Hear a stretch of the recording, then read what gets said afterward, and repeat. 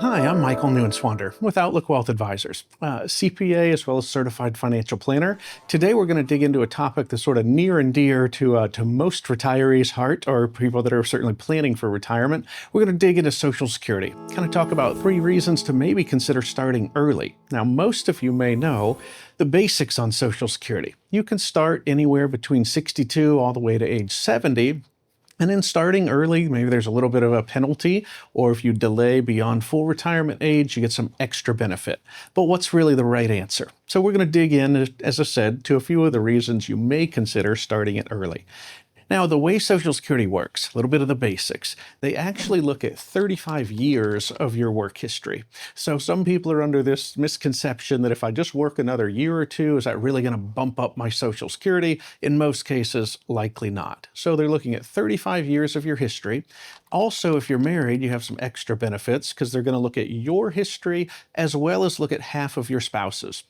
And let me explain that. We'll dig into it more in a little bit, but when we talk about taking half of your spouse's benefit, some people are under the misconception that if you take your benefit as half of your spouse's, is that reducing your spouse's? So let me clear that up right off the bat. It is not. It's in addition to.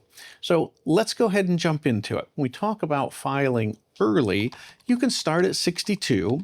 But that's going to give you a decrease, roughly 6.25% per year. So if you were really to start at 62 versus full retirement age, you're taking practically a 25% reduction. On the other end, the basics, if you waited and delayed on Social Security, well, that increases at roughly 8% per year, so potentially another 32% increase.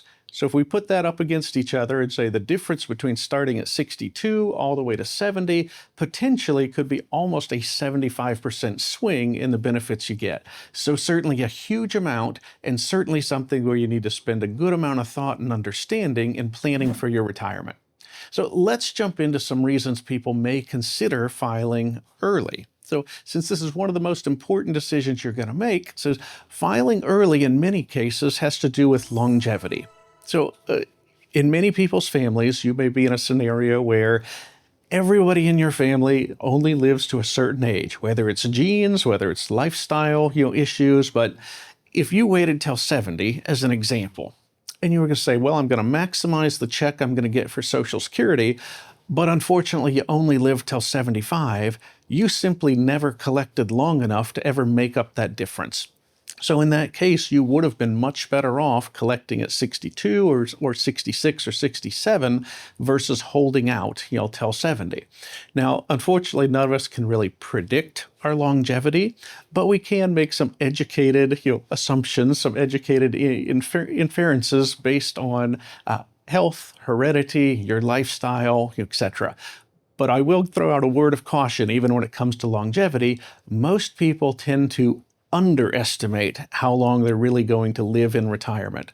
So unless you have a really solid reason to believe you have a shorter than average life expectancy for guys today, once you've already reached Social Security age, comes out to about age 85. And for women, about age 87. So if you don't have knowledge that really makes you convicted that you're somehow going to be live way less than normal, best bet, don't start Social Security simply because you think you may not, live as long as normal.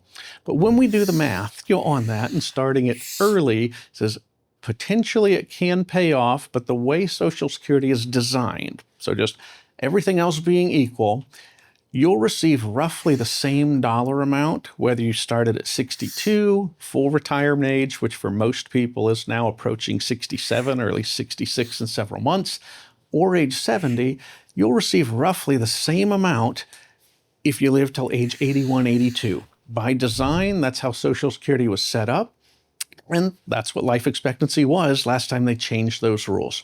So that's one reason to maybe consider starting it early. So the second reason to consider starting Social Security early is when you're doing a spousal strategy, which I kind of touched on earlier. It says, if you have two spouses who had vastly different, incomes during their working career, it may be beneficial that one spouse is actually going to collect based on the benefit of the other spouse. And upon one passing away, so we're clear on that, it is the larger check that always remains. However, there are some rules about collecting on spousal benefits that are important to keep in mind, and this is where this strategy comes into play. So if one spouse, suppose, was going to collect, almost $4,000 a month in Social Security, the other spouse, based on their own benefit, was only going to get $1,200. Well, in reality, that spouse would be entitled to closer to $2,000. But here's the catch. The spouse who's claiming as a spousal benefit is not allowed to collect until the primary spouse is collecting as well.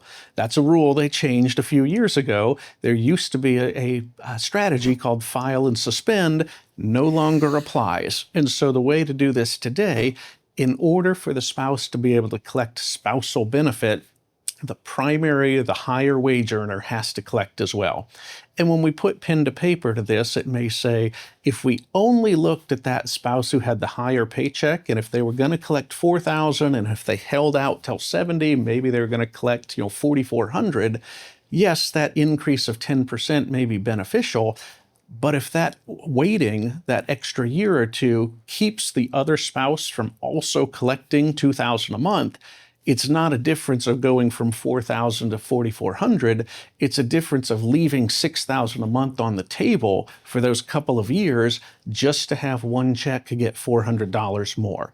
Because the other way that spousal Social Security also works, the spouse who is collecting based on their spouse's benefit, they get no increase in their benefit beyond full retirement age. So for the higher earning spouse to hold out from, let's say, 67 to 70, their individual check may go up, but their spouse's check will not. So it becomes another important factor when you have a couple where either there is more than 2 or 3 years of age difference between the two, and certainly when there is a big discrepancy or a big difference between the benefit they may receive based on their own working career or based on spousal benefits. But that may be a reason it makes sense to not wait all the way till 70 or not wait much beyond full retirement age so that your spouse can collect benefits based on your benefit level as well. Third reason to consider filing early, and this can be a little bit of a catch-22, but if you have limited assets, meaning in order to hold out and delay on Social Security, you're just about going to run out of money. You're going to have, in order to wait from, say, 65, so let's say you retired, you're on Medicare, so that's taken care of, but should you go ahead and start Social Security or wait till 66, or ideally if you could hold out till 70, it gets you the biggest check. But if that 30, 40,000, whatever your Social Security number may be, if that money is not coming in the door, and that means you have to then take that money out of your retirement accounts, and you have now spent 50, 60, 70% of your retirement money in the first 3, 4, 5 years of retirement, that may be a scenario where it says you can't afford, or it doesn't make sense to hold off and try to maximize Social Security because you've simply used up too much of your available money early in retirement. And when we talk about Social Security, it's in the long run, can it pay off if you live long enough? Back to point number 1, longevity. But the other issue with Social Security is if you have something come up, car repair, house repair, some other emergency, Social Security doesn't send you a check early. You can't borrow against it. You can't take the money early. So preserving your retirement nest egg, if starting Social Security allows you to preserve your retirement nest egg to make it last longer, that's the one thing you may have working for you to allow you to be able to weather those storms, handle emergencies, and in that case, simply holding out on Social Security just to get the bigger check may actually be the wrong answer for you. So that's 3 reasons you may want to consider starting Social Security early, whether it has to do with shortened longevity, whether it has to do with a spousal strategy, or whether there's a limited assets and you need to make sure you get that money coming in the door. So join us in the next video where we'll uncover 3 myths about Social Security as well. Look forward to having you there.